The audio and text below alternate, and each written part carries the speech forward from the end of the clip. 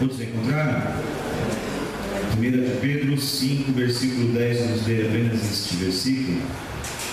Diz assim: e o Deus de toda graça, que em Cristo vos chamou à sua eterna glória, depois de haverdes padecido um pouco, Ele mesmo vos aperfeiçoará, vos confirmará, fortificará e fortalecerá. A Ele seja a glória e o poderio para todos sempre. Amém. Senhor, nós queremos expor os nossos ouvidos, as nossas mentes, o nosso entendimento e o nosso coração à disposição da Sua palavra, que, como foi dito, a Tua palavra é viva e eficaz, mais penetrante que espada alguma de dois gumes, vai até a divisão da alma do espírito, juntas e medulas, e ela é apta para discernir pensamentos e intenções do coração.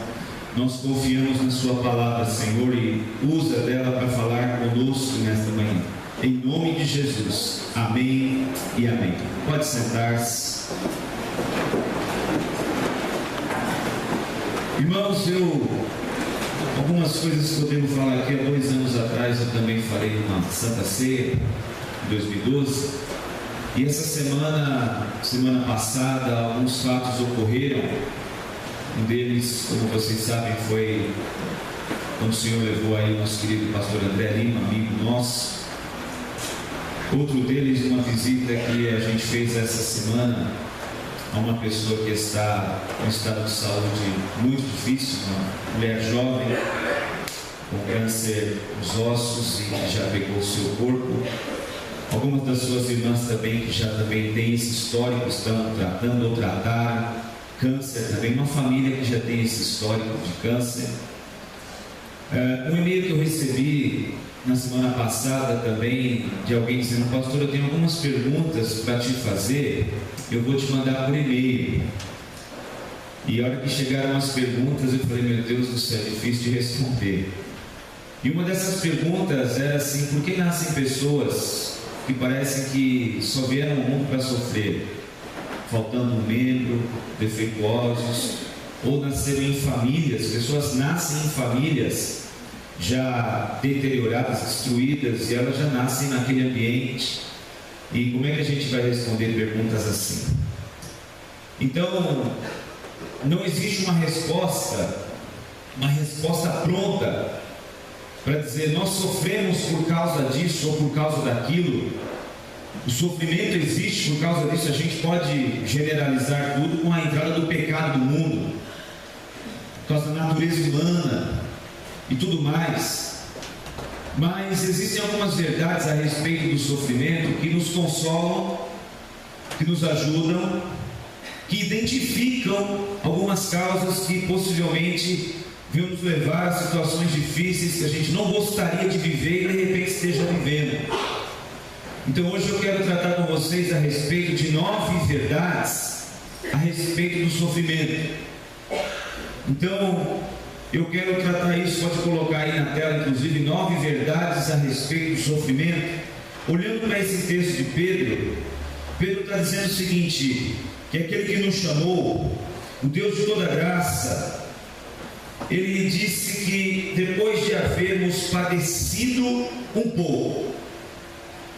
Pedro está escrevendo isso aos irmãos do primeiro século, e essa expressão padecido um pouco fala de açoites, fala de sequestro dos seus bens. Imagina tudo que você tem ser levado pelo Estado de uma hora para outra e você ficar sem nada. Esse padecido um pouco fala de ver ali alguns familiares serem presos ou mortos de uma só vez. Esse padecido um pouco, irmãos, na visão que o apóstolo Pedro está dizendo, era de intenso sofrimento. Não é um emprego que foi embora isso seja difícil. Não é a falta de dinheiro, embora isso também complique a nossa vida. Não é um namoro que acabou, embora isso também mexa com a gente, deixa a gente meio triste. Não é um diagnóstico de uma doença que você teve, não. Pedro está falando desse padecer um pouco de coisas terríveis, que aconteciam com os crentes do primeiro século. E ele diz o seguinte: depois que vocês padecerem um pouco, o mesmo Deus, Ele vos aperfeiçoará, Ele vos confirmará, Ele fortificará e Ele te fortalecerá. Então eu quero tratar a respeito disso com vocês, sobre 9 verdades do porquê às vezes nós sofremos. Então alguns dos sofrimentos não são separados para nós é que fomos até Ele, ou nós que o trouxemos até nós. E outros infelizmente não. Outros infelizmente nós não buscamos, nós não procuramos, eles simplesmente bateram a nossa porta e caíram sobre nós, e às vezes a gente vai amargando situações que não gostaríamos. Então, primeira verdade a respeito do sofrimento, do porquê nós sofremos, é algo chamado lei da casualidade. Você já ouviu falar de um texto das bem-aventuranças, onde Jesus diz que a chuva e o sol vêm para os justos e vêm para os injustos? Isso trata um pouquinho da lei da casualidade. Existe uma passagem em Lucas capítulo 13, Lucas 13, versículos de 4 a 8, onde algumas pessoas, precisamente 18 delas, elas foram esmagadas por uma torre. Então uma torre caiu sobre elas, chamada Torre de Siloé. E o pessoal ali naquela época estava dizendo um para o outro o seguinte: esse pessoal aí, a torre caiu sobre eles, mas isso aconteceu porque eles estavam com alguma coisa errada na vida. Então, por eles estarem com algum pecado, com alguma coisa errada na vida, tal, olha o castigo divino, a torre caiu sobre eles. E Jesus olha para aquele pessoal que estava tendo essa impressão. Aliás, no primeiro século, todo tipo de acidente, de infortúnio, de doença, todo defeito físico, eles já entendiam como pecado, como algum erro que a pessoa cometeu, os seus pais cometeram, então por isso que as coisas ruins aconteceram. E Jesus disse: não, eles não têm mais pecado do que vocês, porque a torre caiu sobre eles. E eu vou dizer uma coisa: se vocês não se arrependerem, do mesmo jeito vocês vão morrer, porque eles entenderam, ou eles tinham mais pecado, ou os pecados deles eram maiores do que os nossos, por isso é que a torre caiu em cima deles. Jesus disse: não é por isso não, a torre caiu porque caiu, e eles estavam embaixo dela e caiu. Mesma coisa quando muitos crentes, acho que 800 crentes mais ou menos, estavam numa vigília há um tempo atrás, e caiu o telhado da igreja sobre eles. Estavam orando lá dentro, e o telhado caiu. Então a lei da casualidade fala dos acidentes. Nós vimos há 2 anos atrás o que aconteceu ali na região serrana do Rio de Janeiro, onde famílias inteiras foram levadas soterradas. E nem todas estavam em regiões, em locais de risco, naquelas casas mal construídas em costa de barranco. Foram hotéis de luxo que foram levados, foram lugares inteiros. A ilha de Angra dos Reis, a cidade de Angra dos Reis e a Ilha Grande lá, foram soterradas. E vários irmãos nossos foram levados, seus familiares foram levados. Então às vezes nós sofremos, irmãos, por causa desta lei, a lei da casualidade. Então estamos sujeitos a algo acontecer. Estamos sujeitos, irmãos, a tropeçar, a cair. Estamos sujeitos a quebrar um osso. Estamos sujeitos a isso. Então essa é a primeira verdade a respeito do sofrimento. Não é que temos sorte ou que temos azar, porque nós não estamos expostos à sorte e ao azar. Uma vez perguntaram para Albert Einstein, e disseram: Albert Einstein, Deus por acaso joga dados do céu? Einstein disse: não, Deus não joga dados, Deus joga xadrez, porque quem joga dados está exposto à sorte, e quem joga xadrez trabalha com estratégias de vitória perfeitas. Então, irmãos, essa lei da casualidade não é que nós estamos expostos à sorte ou ao azar, isso pode acontecer. Então essa é uma das verdades a respeito do nosso sofrimento. Então, de repente, somos assaltados. Mas peraí, eu sou crente.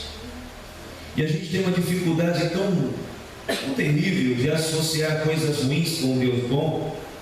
É ou não é? Deus é bom, sim ou não? Deus é amor, sim ou não? Então a lógica que nós temos é que se Deus é bom e se Ele é amor, somente coisas boas têm que nos acontecer.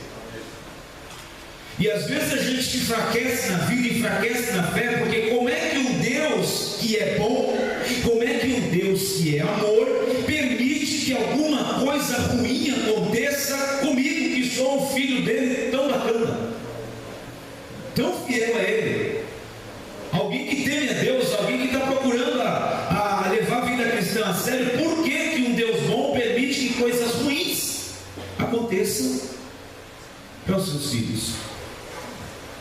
E isso causa um certo desconforto no nosso entendimento, porque quando alguém que não presta muito assim, aquela pessoa que não é, né, gente ruim, e acontece coisa ruim com ela, a gente já tem a resposta. Não é? E quando as coisas ruins acontecem com pessoas boas, aí a gente fica assim, bom, por que será que Deus permitiu? Essa é uma pergunta que eu fico fazendo para mim mesmo a respeito de algumas pessoas. Oh, meu Deus, por quê? Por que isso acontece? Então a lei da causalidade pode ser uma dessas razões.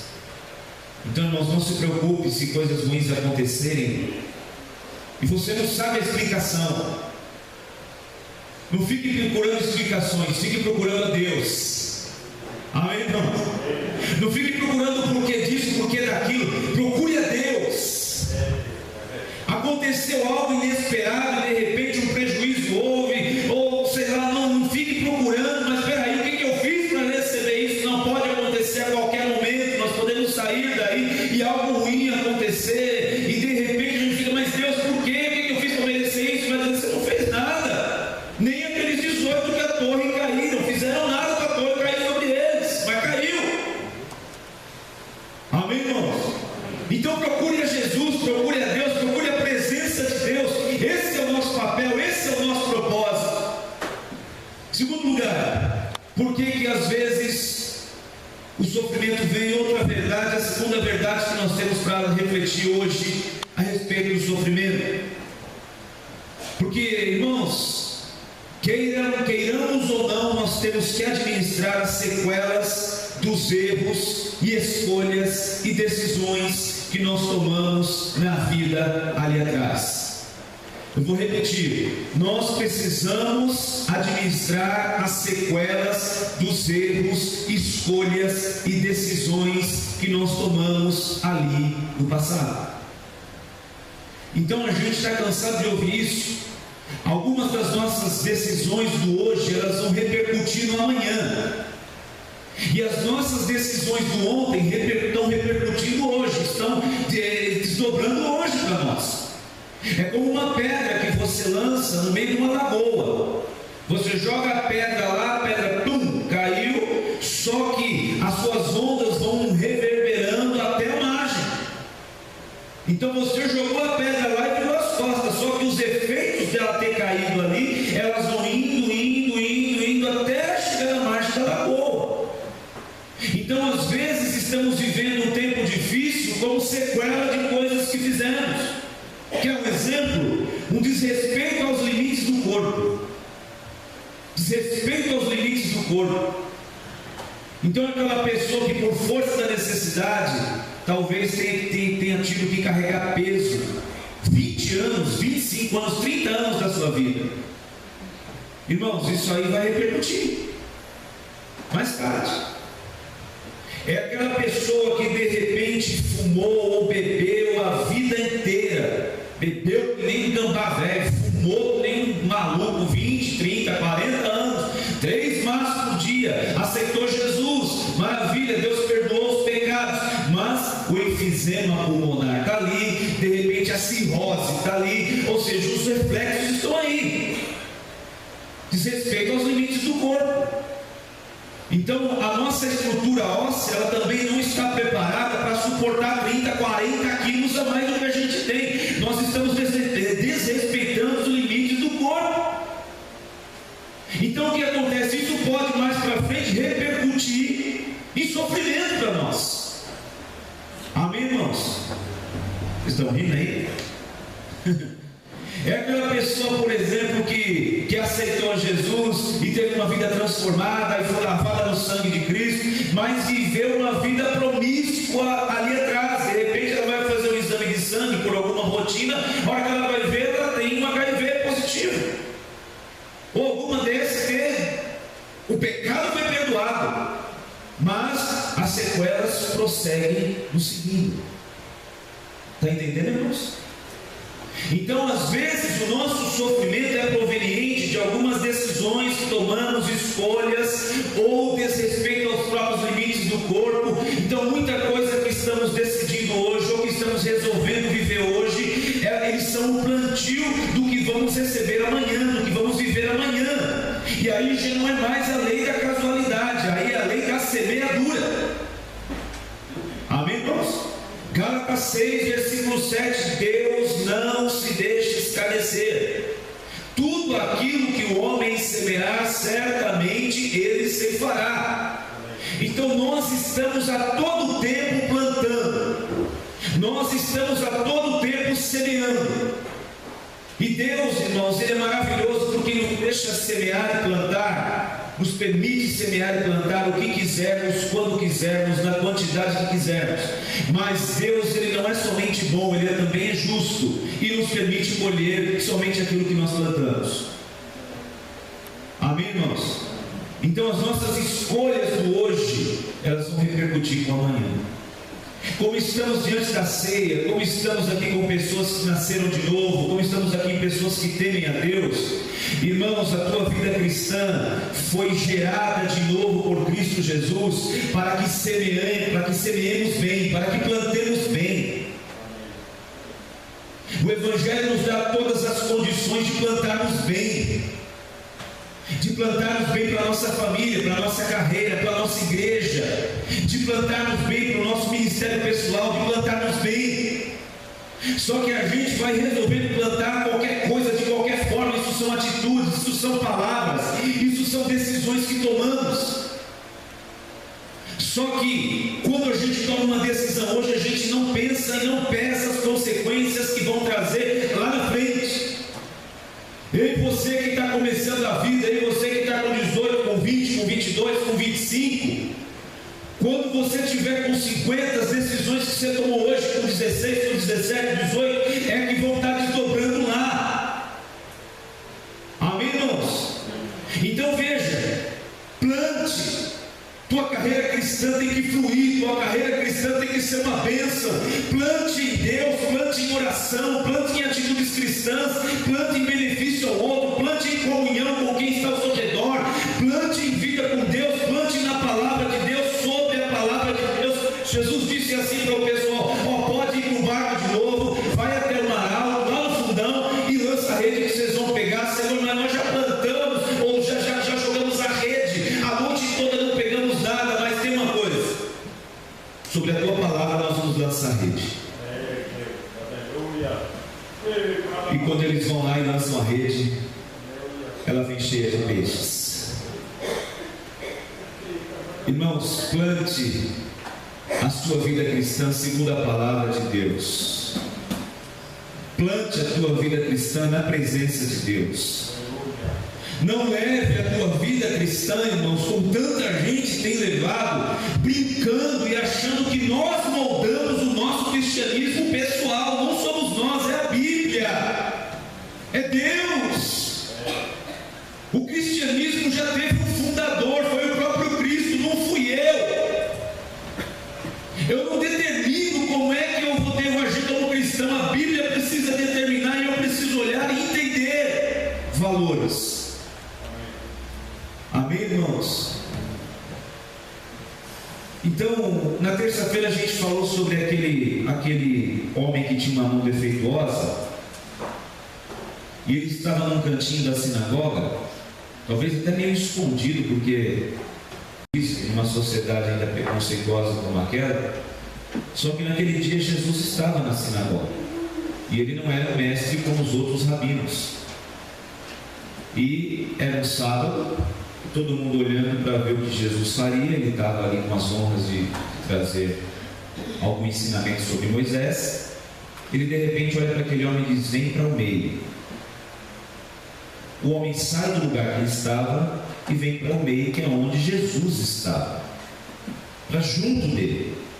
Quando ele chega até junto de Jesus, ele escuta a frase do Senhor: agora estende a sua mão.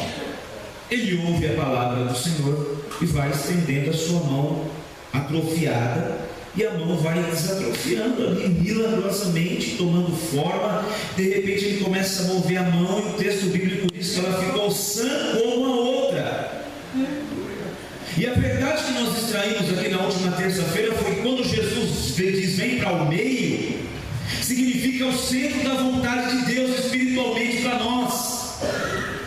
Significa que algumas coisas na nossa vida estão atrofiadas porque a gente está longe do centro da vontade de Deus.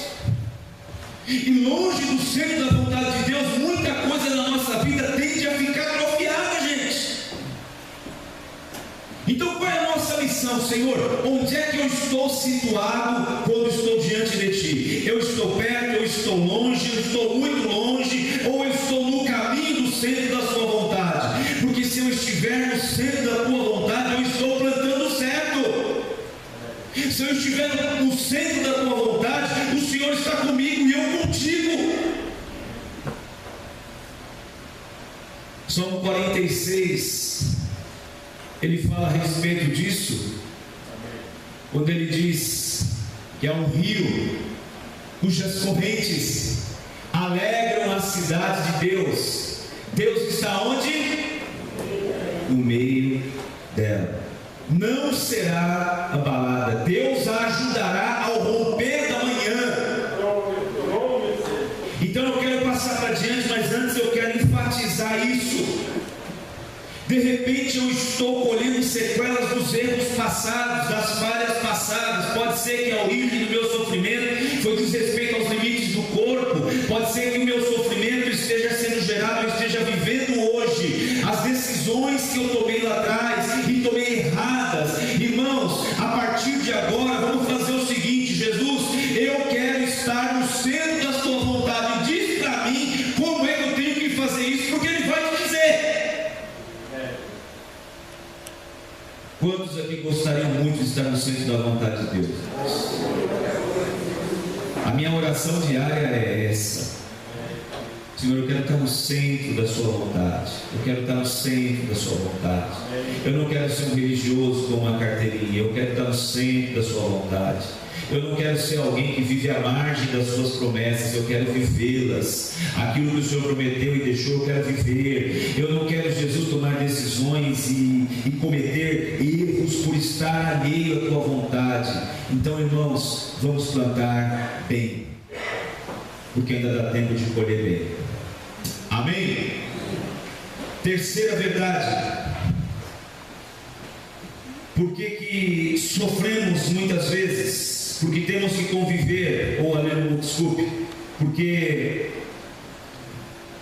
sofremos com sequelas de quem está ao nosso redor, às vezes de quem amamos muito, principalmente de quem mora conosco. Então, irmãos, às vezes o sofrimento não é porque nós plantamos, é porque alguém que a gente ama plantou. Conhece alguma mãe que está doente, com a sua saúde debilitada por causa do filho? Conheço. Então, de repente, não foi ela que plantou, mas ela está sofrendo por causa disso. Conhece alguma esposa que está sofrendo, está chorando por causa do marido?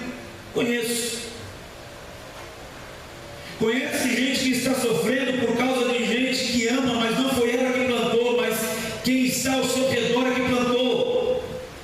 E agora está tendo todo mundo que colher. Então, às vezes, o nosso sofrimento ele também tem essa conotação. Estamos amargando sequelas de alguém que a gente ama, que falhou, que errou, tomou decisões erradas, se envolveu com pessoas erradas, com situações erradas, e sobrou para nós. A gente diz: Senhor, mas o que eu tenho a ver com isso? Por que eu estou sofrendo isso? Eu tentei fazer o melhor, eu tentei educar, eu tentei ajudar, eu tentei ensinar, Senhor. Tu sabes que eu fiz o melhor. Eu vou dizer algo para vocês que eu sei que não é fácil. Você que está sofrendo por causa do plantio de outros, está colhendo o que alguém que você ama plantou. Sequelas chegaram na sua vida. Siga a tua carreira cristã e entenda uma coisa, irmãos: nós precisamos amar, precisamos ajudar, mas não somos nós que resolvemos. Não é você que resolve. A perda do teu sono, a perda da tua paz, a perda da tua alegria, a perda da tua saúde não vai resolver o problema. Amém? Minhas filhas, elas são pequenas, por enquanto o trabalho que dá é quando fica doente, ou alguma coisinha na escola, por enquanto elas não me causam problemas, elas vão crescer. Eu sei que as coisas se complicam quando os filhos crescem, porque todos nós tentamos ensinar e pautar as coisas certas, educar, trazer coisas do cristianismo e viver para elas verem, mas elas vão fazer escolhas na vida.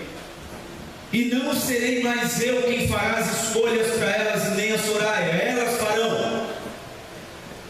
E elas podem fazer escolhas erradas. E aí, pastor, o que você faz? Naquilo que eu puder ajudar, eu ajudo. Agora, irmãos, eu não vendo a casa que eu moro para corrigir besteira de filho. Você vende? Se você fizer isso, você está assumindo um problema que não é teu. Eu não vou tirar aquilo que eu não tenho, porque filho fez bobeira. Eu não vou amargar algumas sequelas do que ele fez ou do que ela fez, porque meu filho não, eu vou amar, e naquilo que eu puder ajudar, eu vou ajudar. Eu não vou perder a minha saúde, irmãos, porque eu estou tentando educar e ensinar. Então, diariamente existem algumas conversas com uma ou com a outra, ou com as duas, sempre no intuito de mostrar: olha, é assim, filha, se você fizer assim, filha, há um tempo determinado para todas as coisas, há um tempo que você pode brincar, e há um tempo que você precisa estudar, há um tempo que você tem que agir assim, há um tempo que tem que agir assado, há um tempo que você já tem responsabilidades. Então eu estou tentando fazer o possível. E na hora de decidir, são elas que decidem. E na hora de colher, eu não vou colher. Amém, meus irmãos? Dá para entender isso? Então, se você está com a tua saúde comprometida, teu diabetes comprometido, dores não sei na onde, porque o outro está fazendo coisa errada, Deus não quer isso para a sua vida. Esse sofrimento não é teu, esse fardo não é teu. Se você quiser continuar carregando, tudo bem. Agora, se você entender e falar: não, Senhor, eu fiz o que pude, eu eduquei, eu ajudei, naquilo que eu posso estender a mão eu estendo, mas não sou eu que resolvo. Minha mãe passou alguns anos da vida dela, irmãos, passando a noite em claro, esperando o filhinho querido chegar, bêbado de madrugada. E quando o filhinho querido chegava bêbado de madrugada, que não conseguia nem abrir o portão, montado numa moto ainda, ela ia lá pegar o filhinho, limpar os vômitos, dar banho, e quando fazia tudo isso, ficava falando: filho, não faz isso, filho, Deus não quer isso, filho, não sei o que, filho, você vai acabar com a sua vida, filho, você está se destruindo, e blá, blá, blá, blá, blá. O que adiantou? Nada. Absolutamente nada. Em compensação, meu pai, quando eu chegava de madrugada, o bicho estava roncando que nem um trator. O único problema de saúde que eu vi no meu pai, irmãos, foi um problema de próstata. Tirou a próstata aos 60 e poucos anos de idade, ficou melhor do que estava. Está com seus 83, essa hora está saindo para a rua domingo para trabalhar e vender as roupinhas dele ali, pai. Enquanto que a minha mãe, já há 6, 7, 10 anos atrás, já está cheia de alguns problemas de saúde. A gente falava ontem no nosso pastoreio sobre a cura do coração. nós temos enfermidades, e o doutor Drauzio Varela disse que nós somatizamos, que a maioria das pessoas doentes, a origem não é biológica, física, a origem é emocional. Ela está somatizando o que está aqui na mente, o que está na alma, o que está nos sentimentos, isso está virando doença. Então, voltando a falar disso, alguém fez alguma coisa para você, ou alguém plantou na sua vida, ou alguém te fez algum mal, ou os filhos, ou é o marido, ou é a esposa, ou é não sei quem, ou é o vizinho, ou seja lá quem for, esse fardo não é seu.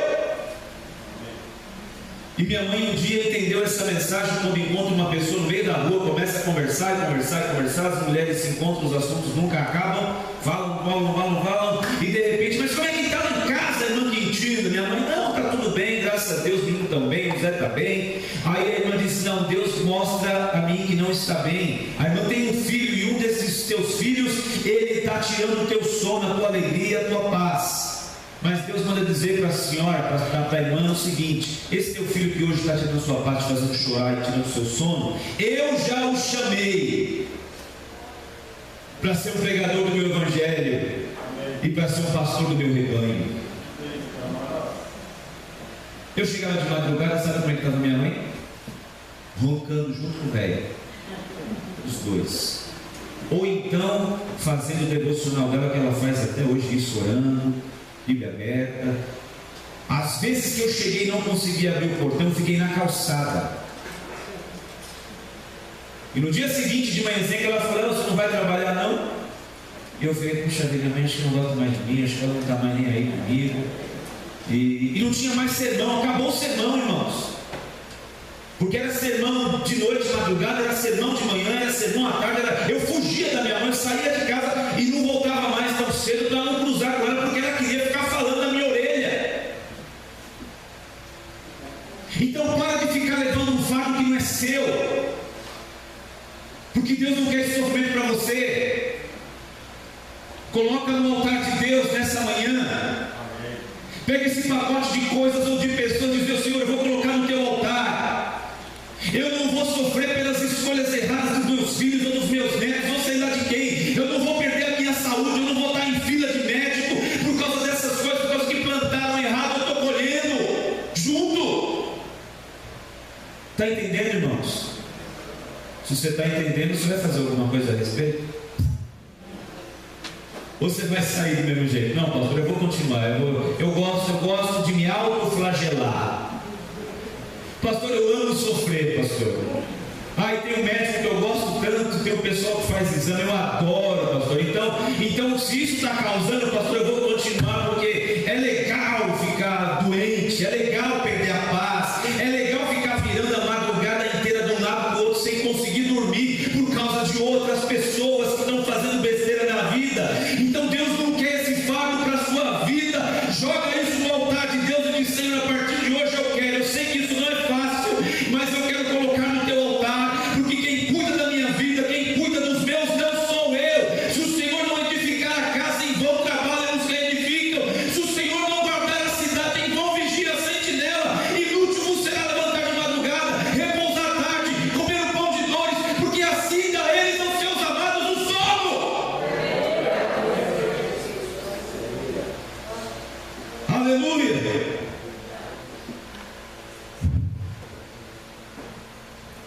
Outra verdade, porque nós sofremos, porque às vezes sofremos hoje porque perdemos oportunidades ali atrás, e as oportunidades estão vindo até nós diariamente.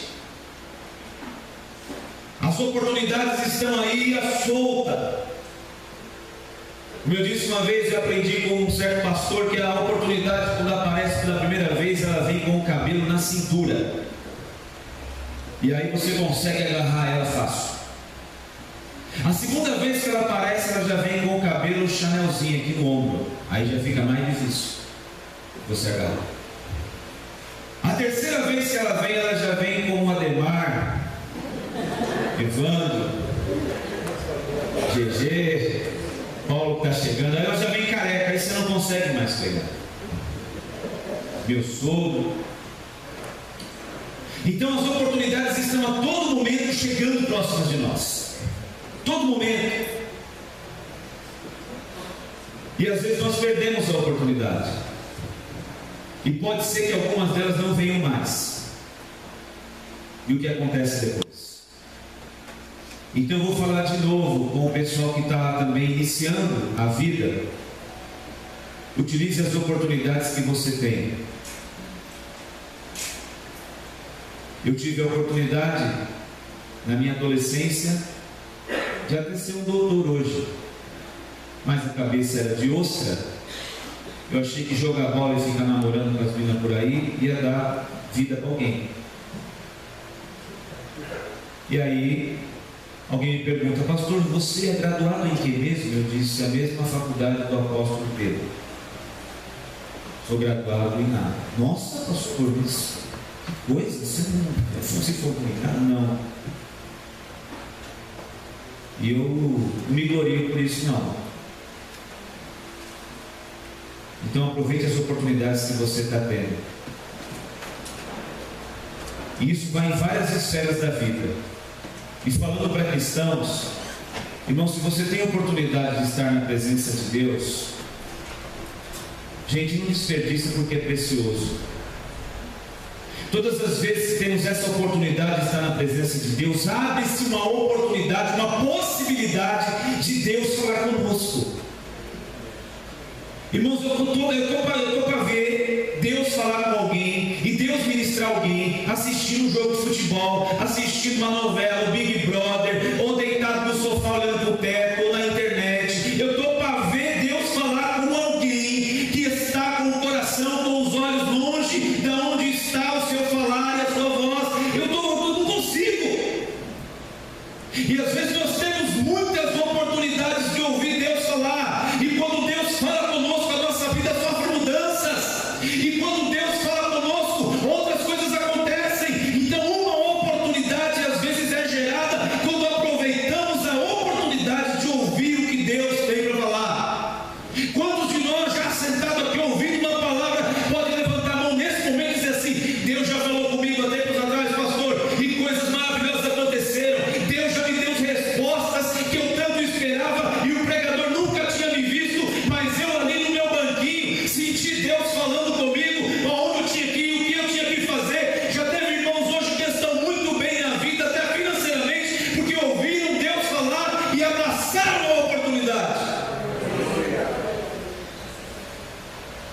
Só que a gente acha que tudo cai do céu, que tudo vai acontecer, que as coisas vão acontecer. Irmãos, o Eclesiastes capítulo 9, versículo 11 diz o seguinte: eu voltei e vi debaixo do sol, que não é dos ligeiros a corrida, não é dos fortes a batalha, nem tampouco dos sábios o pão, nem tampouco dos prudentes as riquezas, nem tampouco dos entendidos o favor, mas que o tempo e a oportunidade ocorrem a todos.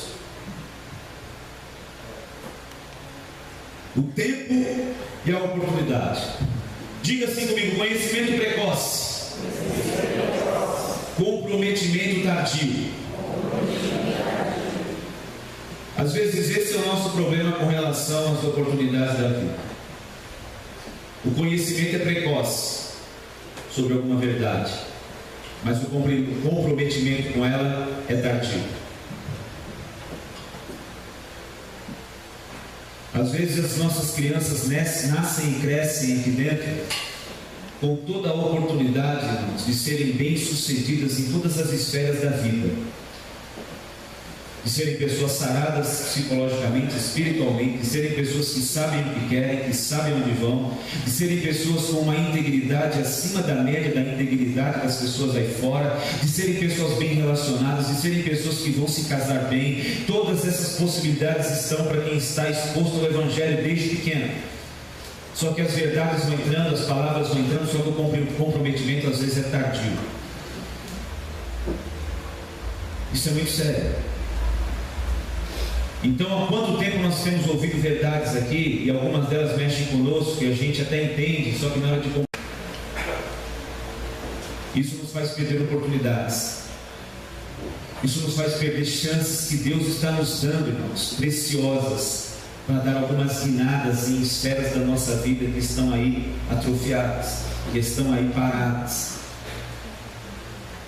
Então, se hoje Deus está falando com você, se hoje está vindo conhecimento ao teu coração, não demore para se comprometer.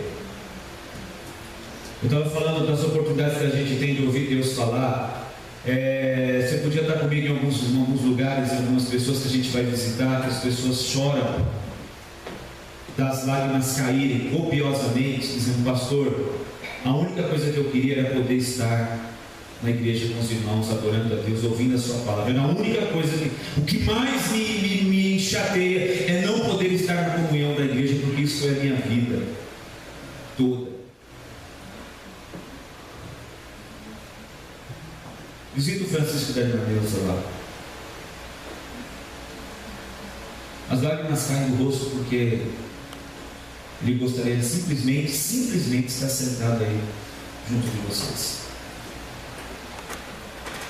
E às vezes essa oportunidade está para nós, um ar-condicionado, um portão automático da casa, tudo a favor, sabe? Saúde em ordem, gasolina, tanque está cheio, mas está lá. A gente não pode ser tão crente, né? A gente não pode ser tão cristão, né?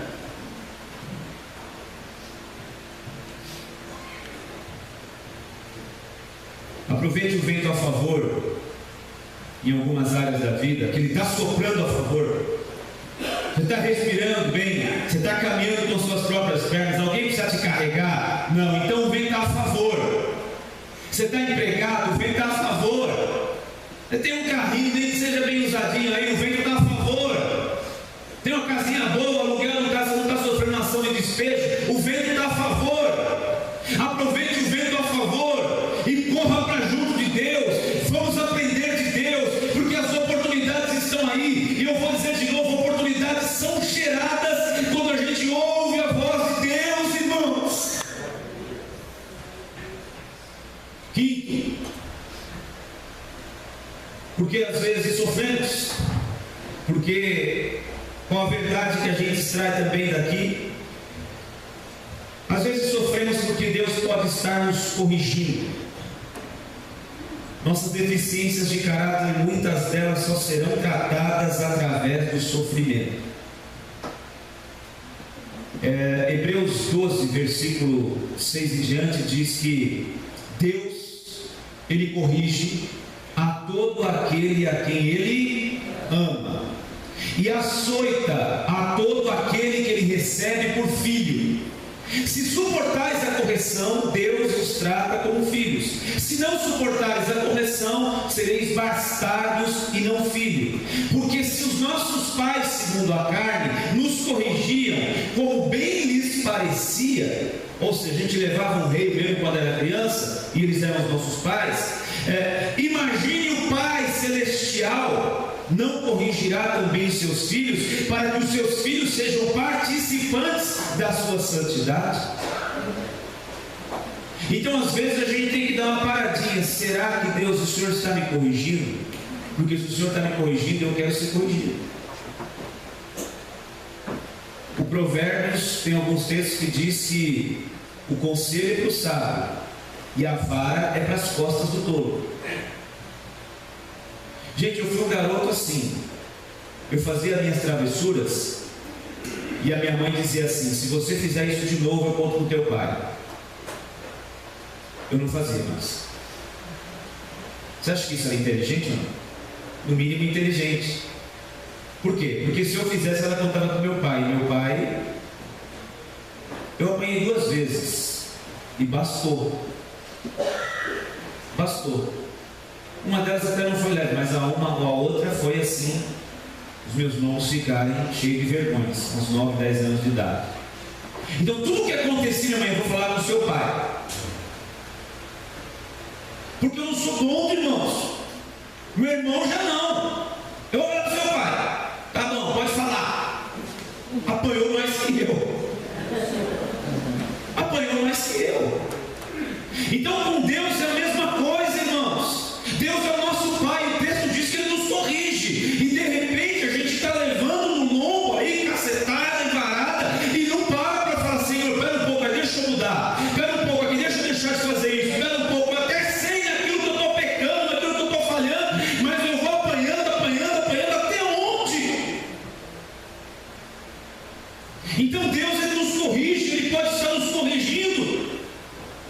Deus, para tratar com pessoas, para serem mais pacientes, Ele precisa tratar através do sofrimento. Para tratar com pessoas que precisam ser mais humildes, Ele vai tratar por esse caminho. Para tratar com pessoas que são apegadas às coisas fúteis e às coisas materiais, às vezes Ele vai tratar tirando algumas coisas materiais. E para tirar alguns ídolos do nosso coração, às vezes Deus vai mexer com coisas preciosas. Abraão faz o seguinte, leva teu filho, quem tu amas, que ele virou agora o seu Deus, e oferece e mata esse menino para mim. Então às vezes Deus vai se utilizar de algumas coisas meia duras para gerar em nós uma pessoa melhor.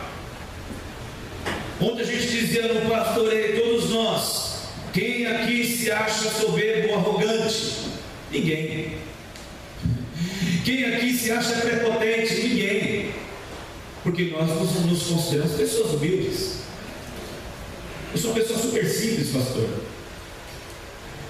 Eu sou uma pessoa super simples. Mas um olho na cara do outro é porque ele é um chato, mas eu sou super simples. Eu finjo que não vejo para não cumprimentar, mas eu sou super simples, pastor. Eu sou uma pessoa humilde. Eu sou gente boa pra caramba, eu sou uma simpatia. Eu não sei porque Deus faz isso, mas às vezes Ele faz isso. Então, para gerar um pouco de paciência, um pouco de humildade, desapego a algumas coisas, tirar alguns ídolos do nosso coração, esse é o caminho que Deus usa. Tem uma frase de Charles Spurgeon no século XVIII, que ele diz o seguinte: que o sofrimento é o megafone de Deus para despertar pessoas ensurdecidas quanto à sua voz. O sofrimento é o megafone de Deus para despertar pessoas ensurdecidas ao som da sua voz. Então, irmãos, será que Deus está nos corrigindo em alguma coisa? Será que nós somos essa pessoa, esse poço de humildade que nós pensamos que somos, essa pessoa simpatia que achamos que todo mundo gosta da gente? Eu não sei porque tal pessoa não vai para minha casa, eu sou tão bacana.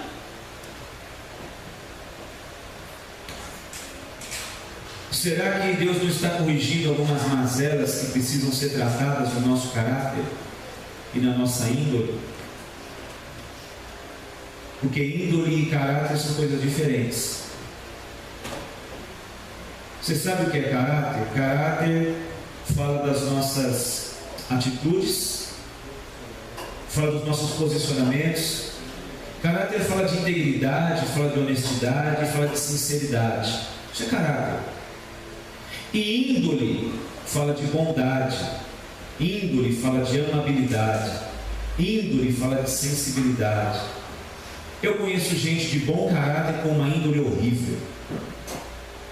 Como assim, pastor? Pessoa é íntegra, paga suas contas em dia, não fala mal dos outros, é sincera, mas tem uma índole ruim. Como assim, pastor? Se precisar ajudar alguém, ela não ajuda. Se alguém fez mal para ela, aqui na cabeça dela está assim: eu quero que morra. Ela não deixou de ter um bom caráter, porque ela é íntegra, ela é sincera, ela é uma pessoa que não deve nada a ninguém, ela é uma pessoa assim, aos olhos da sociedade, com um excelente caráter, mas com uma índole horrível. Tem gente que tem um caráter tão ilibado que se ficar devendo R$5 não dorme enquanto não pagar os R$5 do outro, mas tem uma índole horrível, porque deseja o mal, porque não suporta o outro. Isso não é falha de caráter, é problema na índole. Então, para Deus nos corrigir no caráter e na índole, às vezes o sofrimento vem mexer com a gente. Amém, irmãos? Onde é que precisamos ser tratados? Se nos falta integridade, honestidade, transparência, sinceridade, é o caráter. Se nos falta bondade, se nos falta prestatividade, se nos falta socorro ao próximo, se nos falta desejar o bem até para quem nos ofende, isso é índole, isso não é caráter. Então precisamos ser tratados nas duas áreas. Amém, irmãos? Por que nós sofremos? Porque o Senhor prova o justo. Salmo 11, versículo 5 está escrito lá, na parte A: porque o Senhor prova o justo.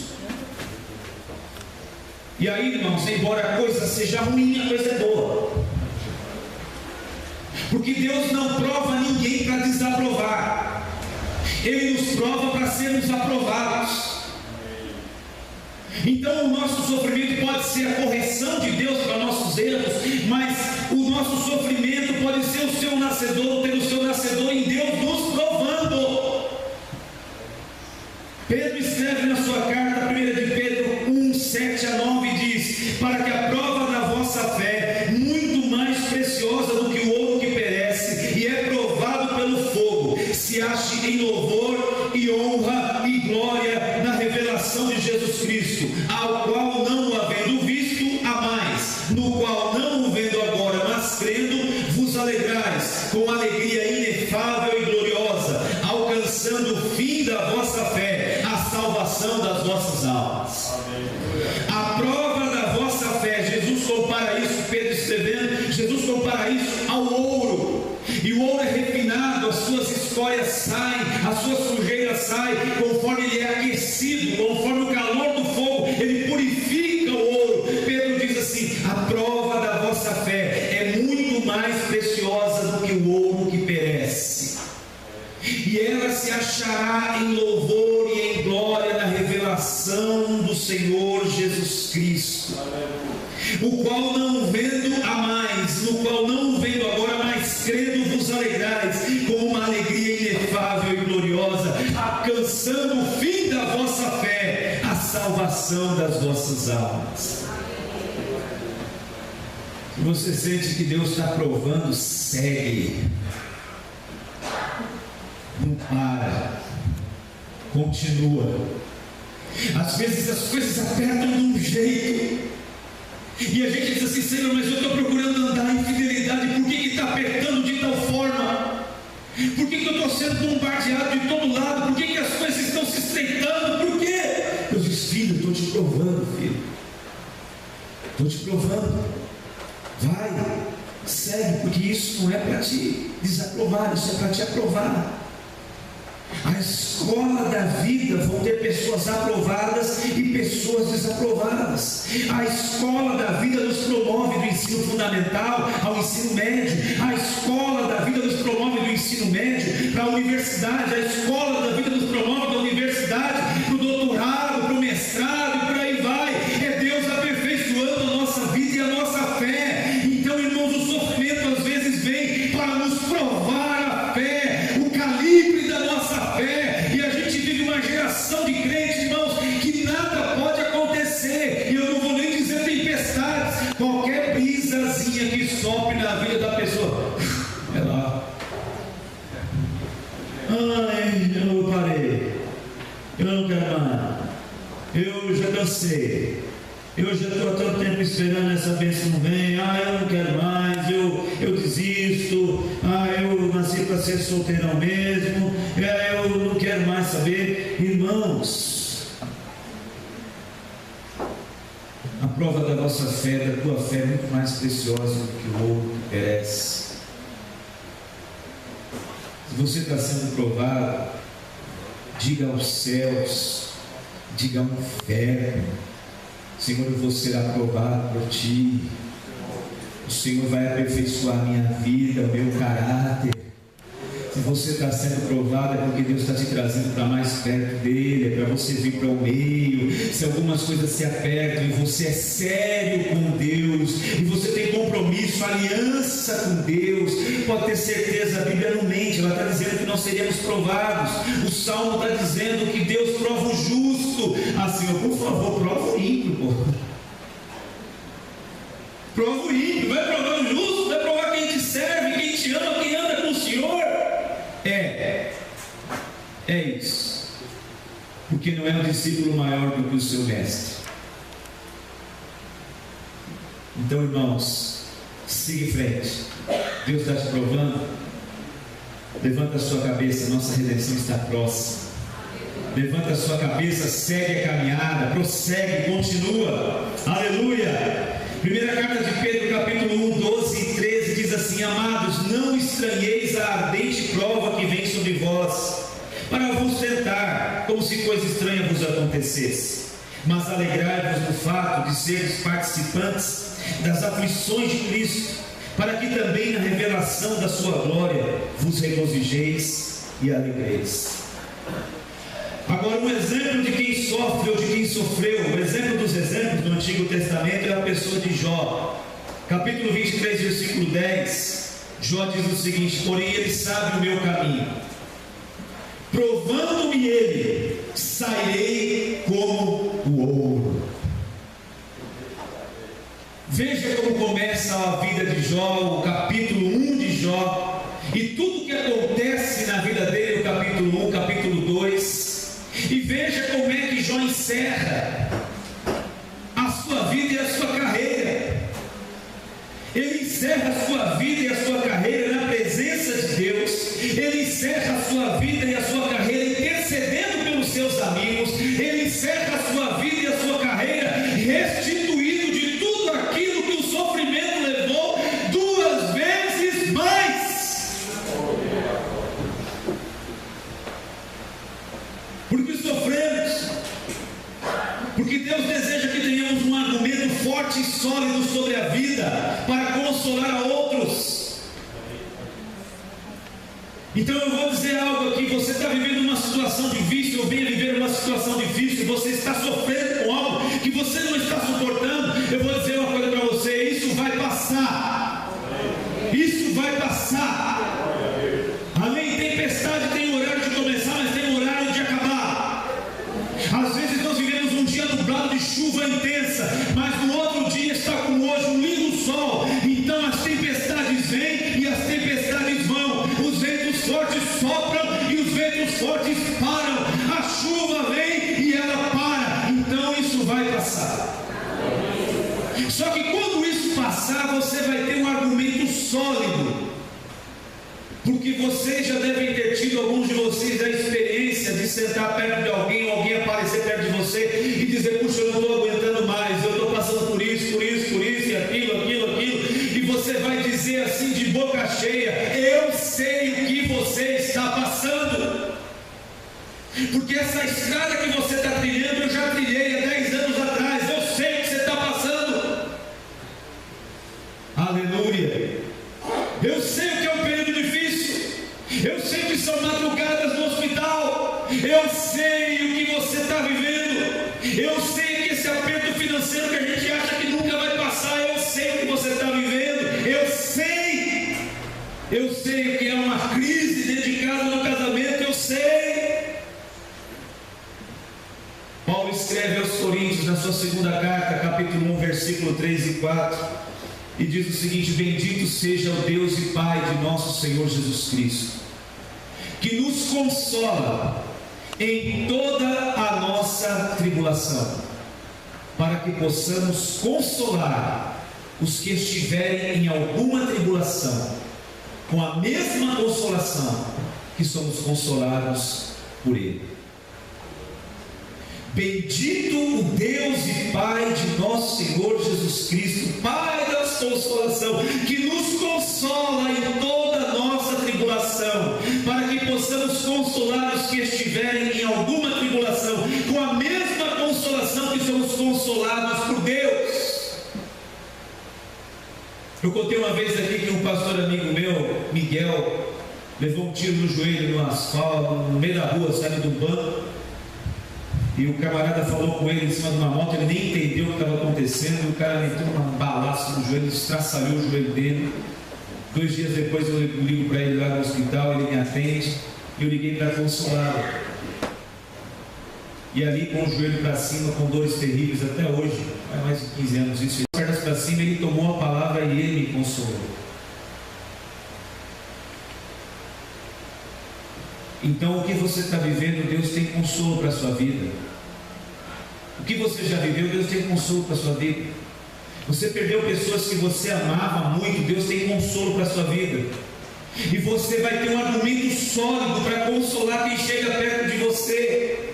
As nossas dificuldades e as tempestades não são para gerar uma pequena experiência ou uma experiência que passou, a gente diz, ufa, ainda bem que isso acabou. Não, isso aí é uma matéria-prima, isso aí é ferramenta para você dizer para alguém, eu sei a dor que você está sentindo, eu sei o que é estar aí fazendo o que você está fazendo, eu sei a dor que esse exame provoca, e você tem consolo para trazer a outros.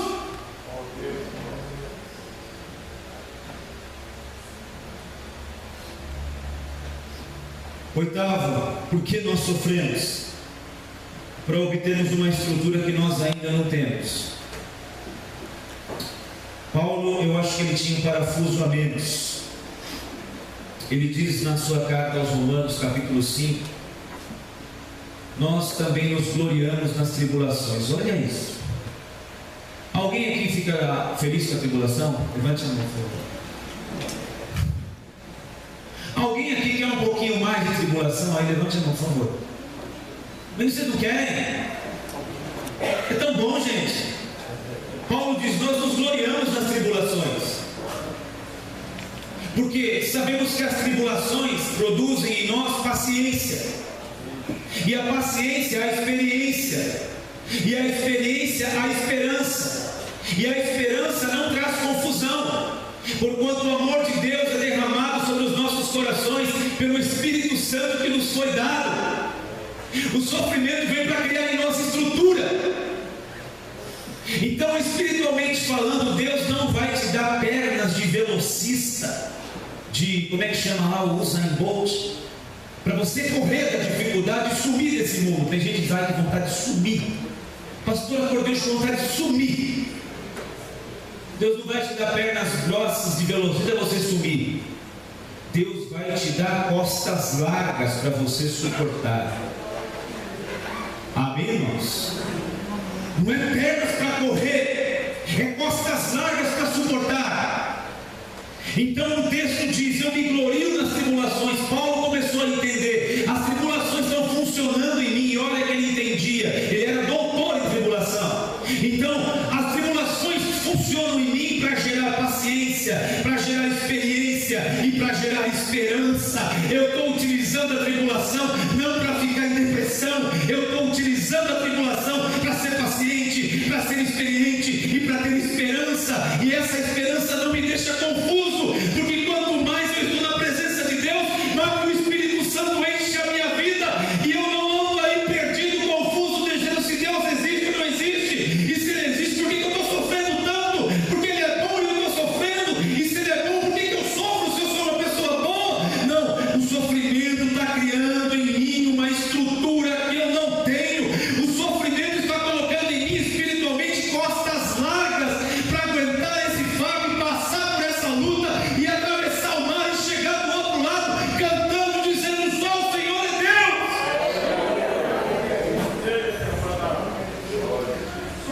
Tiago escreve no capítulo 1, versículo 2 e diz, meus irmãos, considerem motivo de grande alegria. Olha isso. Considerem motivo de grande alegria o fato de passarem por diversas provações, pois vocês sabem que a prova da sua fé produz perseverança, e a perseverança deve ter ação completa, a fim de que vocês sejam maduros e íntegros, sem lhes faltar coisa alguma. Irmãos, a plenitude de Deus vem sobre nós quando nós sofremos.